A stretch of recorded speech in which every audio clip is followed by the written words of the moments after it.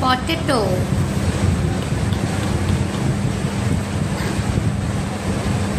বাহ, কি সুন্দর কাটছে মেশিনে, আর হাত দিয়ে তো একদমই হয় না।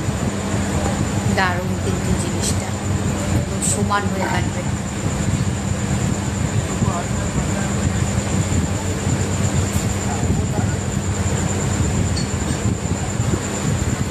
দারুণ, খুব সুন্দর লাগে দেখতে, তো ভীষণ সুন্দর লাগে। কোনোদিন খাইনি, খেতে কেমন জানি না।